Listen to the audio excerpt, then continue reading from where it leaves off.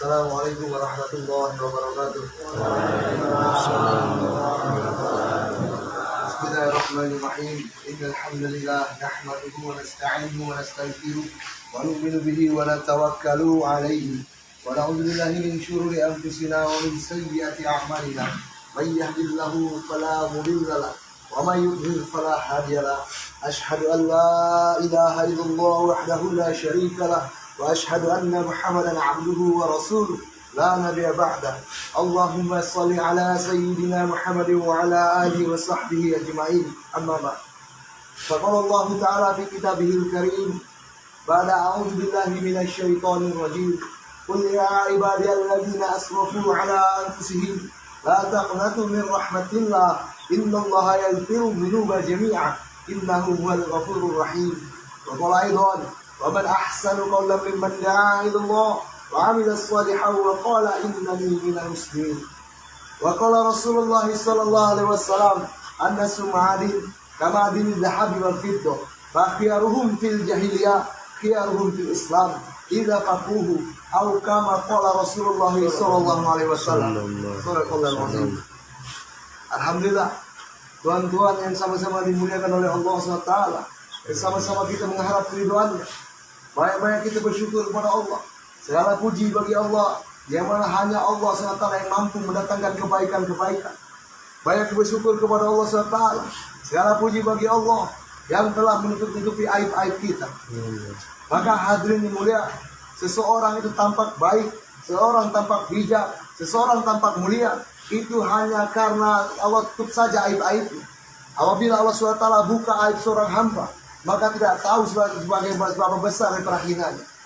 Maka hadirin yang muliakan oleh Allah SWT, kita dijadikan oleh Allah umatnya Rasulullah SAW, yang mana Rasulullah SAW ini Nabi yang paling agung, Nabi yang paling mulia, penghulu daripada Nabi, Sayyidul Anbiya wal Mursalin, pemimpin seluruh Nabi dan Rasul.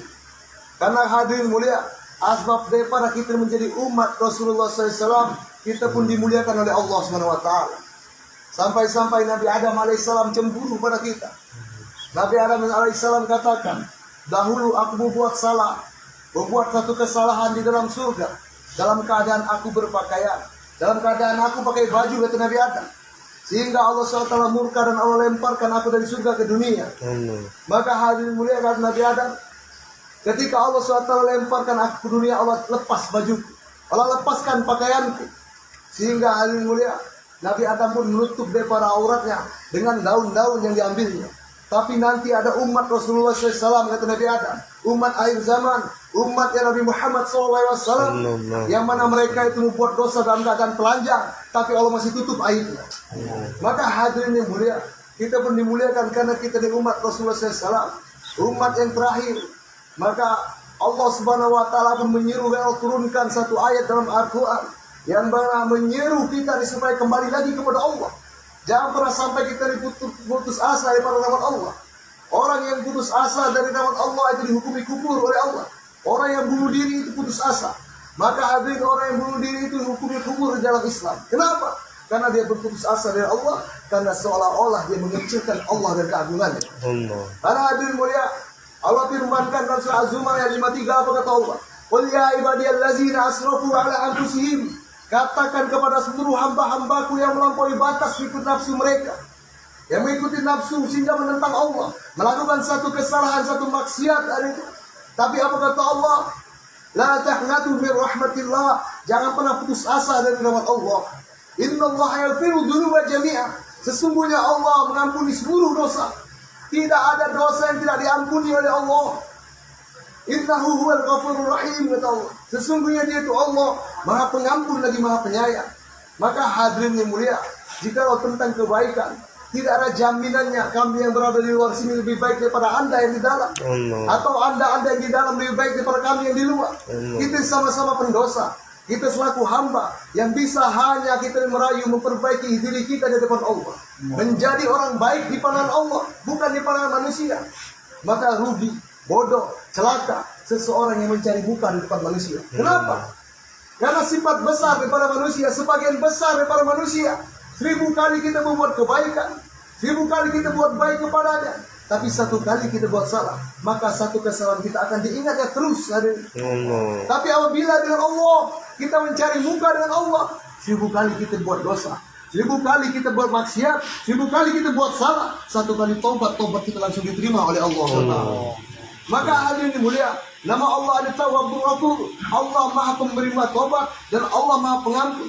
Jadi perkara taubat hadirin sebenarnya, hakikat taubat ini bukan tentang dosa kita sedikit atau banyak, bukan tentang dosa kita kecil atau besar, tapi tentang mau atau tidak kita dikembali kepada Allah. Maka hadirin dimuliakan oleh Allah SWT, yakinilah pertolongan Allah hanya akan Allah berikan kepada orang-orang yang minta tolong kepadanya, yang benar-benar minta tolong kepada Allah SWT, yang benar-benar mengakui keesaan Allah, yang benar-benar mengagungkan kekuatan hanya datang daripada Allah. Maka di dunia ini jangan pernah berharap pada siapapun hadirin. Jangan pernah bergantung pada siapapun kita di dunia ini, karena bayangan kita pun akan meninggalkan kita ketika gelap. Bagi kata Sayyidina Ali radhiyallahu anhu, maka semakin besar pengharapan kita kepada selain Allah, semakin besar pula kekecewaan akan menghantam kehidupan kita. Sayyidina Ali radhiyallahu anhu katakan, aku sudah pernah mengalami kepahitan dalam hidup. Tapi apa kata Sayyidina Ali? Namun yang paling pahit dari segalanya yaitu berharap kepada manusia. Siapapun dia hadirin, mau dia di saudara kita kah, bapak kita kah, istri kita kah, bos kita kah, kawan kita kah, tidak ada yang bisa memberi manfaat dan mudarat kecuali Allah. Tidak ada yang bisa menolong kita kecuali Allah. Maka bagaimana kita letak penghambaan kita kepada Allah, akan datang pertolongan Allah tatkala kita menyerah kepada Allah, melepaskan ego kita. Karena hakikatnya kita bukan apa-apa, bukan siapa-siapa. Karena kita pun ada karena diciptakan saja oleh Allah. Maka hadirin yang mulia, Allah berkuasa atas segala sesuatu. Allah mampu hadirin menyelamatkan Nabi Ibrahim ketika Nabi Ibrahim masuk dalam api. Maka api pun difirmankan kepada Allah. Kata Allah, ya narun, wahai api, kuni bardan, jadilah kau dingin. Wassalaman ala Ibrahim, dan berilah keselamatan dalam Ibrahim. Maka hadirin, Nabi Ibrahim alaihissalam bukan dipenjara dalam sel besi, bukan dipenjara dalam jeruji besi, dipenjara di dalam api hadirin. Tapi ada hubungan yang kuat kepada Allah SWT. Api pun tidak membakar Nabi Ibrahim. Mendapatkan keselamatan, mendapatkan kesenangan.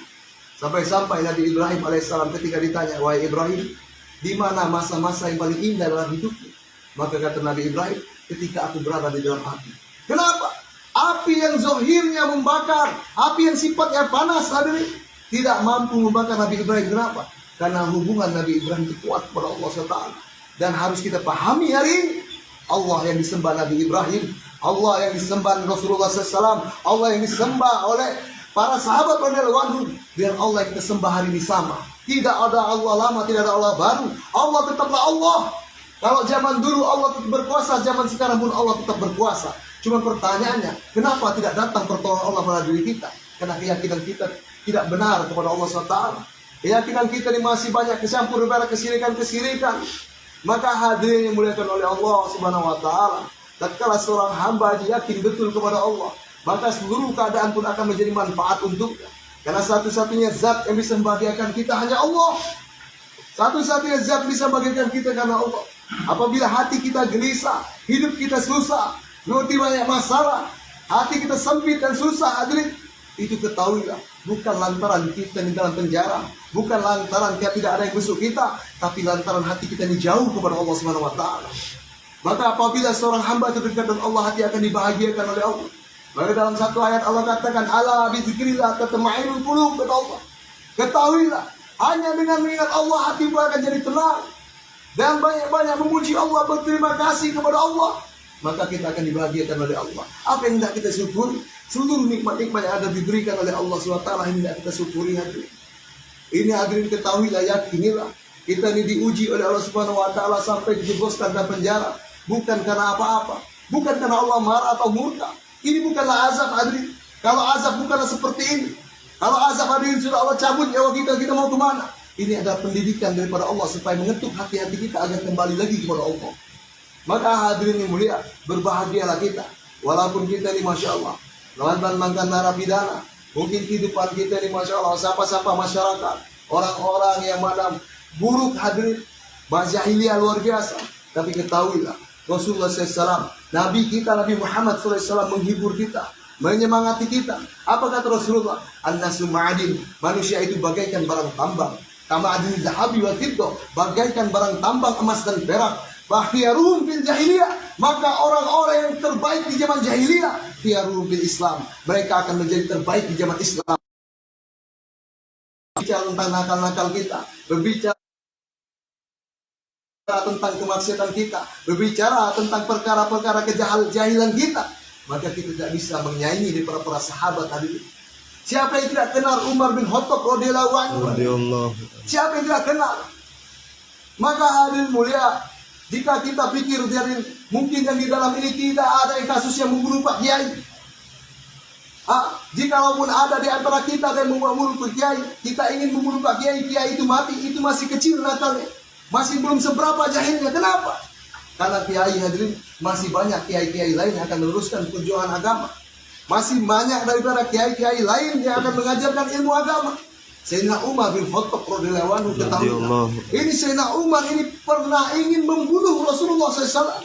Yang mana apabila Rasulullah SAW dibunuh, la nabiya ba'dah, tidak akan ada lagi nabi setelah Rasulullah. Saking luar biasa jahilnya, saking luar biasa kenakalannya, saking luar biasa kejahatannya.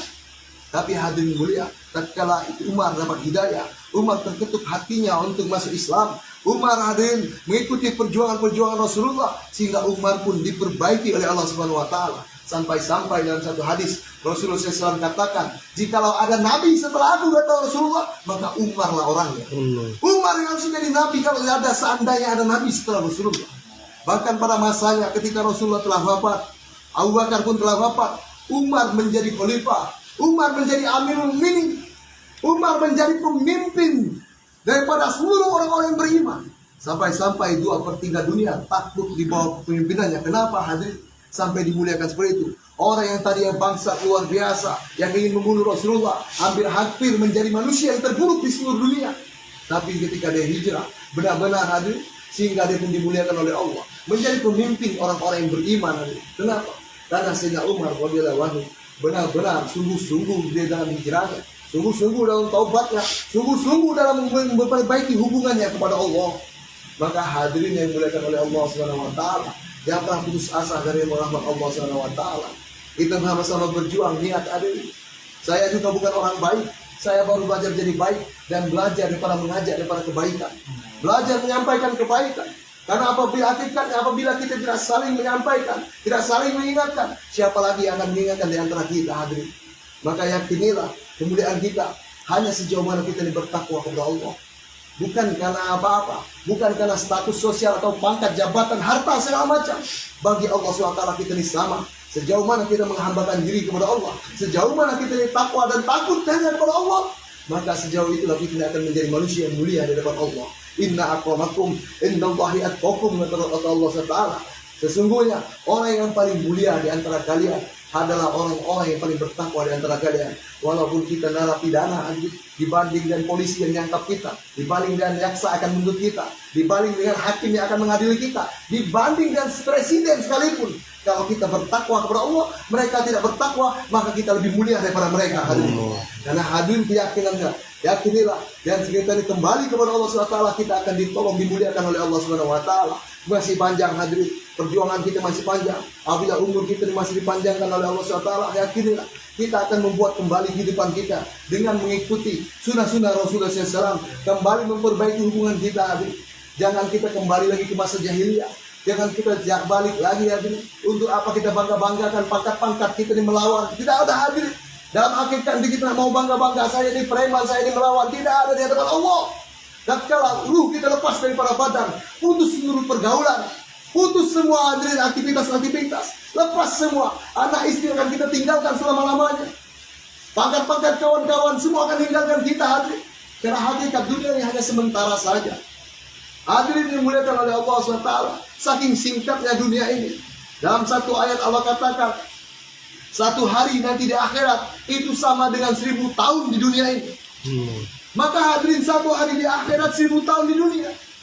Jadi kalau kita hitung benar-benar 24 jam di akhirat itu sama dengan 1000 tahun di dunia. Jikalau umur kita hanya 60-70 tahun saja di dunia dibanding dengan akhirat, maka hanya 1,5 jam kita hidup di dunia. Hanya singkat saja, adik.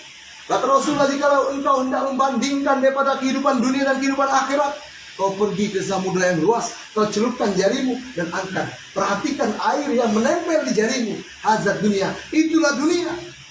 Yang lautan itu adalah akhirat, bukan perbandingan, hadirin. Maka hadirin yang dimuliakan oleh Allah SWT, dunia ini bukan tempat tinggal kita, hanya tempat kita meninggal. Bagaimana kita ini memiliki bekal-bekal untuk menuju kampung akhirat selama-lamanya, hadirin. Supaya kita ini tetap dibahagiakan selama-lamanya. Rasulullah SAW menghendaki kita ini bukan menjadi orang-orang miskin, tapi orang-orang kaya. Rasulullah menghendaki kita ini menjadi raja, bukan orang kaya-kaya sementara, bukan raja-raja sementara, tapi orang kaya atau raja-raja yang selama-lamanya nanti dalam surga hadir. Tinggal kita ini mau atau tidak mengikuti ajaran daripada seruan yang diajarkan oleh Rasulullah SAW. Maka hadirin yang mulia, ini perjumpaan kita ini memang dijumpakan oleh Allah. Tidaklah diam ataupun bergerak satu benda, satu makhluk kecuali atas izin daripada Allah. Innallaha ala kulli syai'in qadir. Sesungguhnya Allah berkuasa atas segala sesuatu. Mungkin tuan-tuan tidak ada yang berpikir, tidak ada yang menyangka kita akan berjumpa di sini. Saya pun tidak menyangka saya akan berbicara seperti ini, dan ada kawan-kawan tuan-tuan yang akan mendengarkan. Ini hakikatnya hadirin diatur oleh Allah SWT. Sesuatu perkara yang tidak pernah kita pikirkan, tidak pernah kita rencanakan, tidak pernah kita dijanjian, namun perkara itu terjadi. Ini adalah mutlak takdir daripada Allah SWT. Cuman pertanyaannya, yakinilah kita dikumpulkan oleh Allah SWT dalam membicarakan tentang perkara kebaikan hari ini. Jikalau kita lihat hari ini banyak mungkin orang berkumpul, di luar sini mungkin ada orang berkumpul, di sana lagi ada orang yang berkumpul, tapi apa yang mereka bicarakan? Mungkin ada yang bicara tentang bisnisnya, mungkin ada bicara tentang bagaimana dia ini untuk mabuk-mabukannya, mungkin ada bicara tentang game, mungkin ada yang bicara tentang wanita. Tapi kita, walaupun latar belakang kita dan orang-orang tidak jelas, orang-orang yang mana jalanan, orang-orang yang jadi sampah masyarakat, dipandang sebagai penjahat, tapi kita berkumpul untuk mengagungkan Allah, untuk membicarakan kebaikan Allah. Maka hadirin, maka semoga saja Allah Subhanahu wa taala hari ini, detik ini, pandang kita dan pandangan rahmatnya, malah pandang kita dengan pandangan kasihannya, sehingga kita ditolong oleh Allah Subhanahu wa taala di kehidupan yang sementara maupun kehidupan selama-lamanya. Maka hadirin mulia, kita harus niat hijrah. Hijrah daripada 3 hal. Yang pertama, dari hijrah keyakinan kita, dari pertama yakin kepada makhluk hingga kita yakinnya hanya kepada Allah. Yakinilah tidak ada yang bisa menolong kita kecuali Allah. Tidak ada bau dari ibu kita atau bapak kita,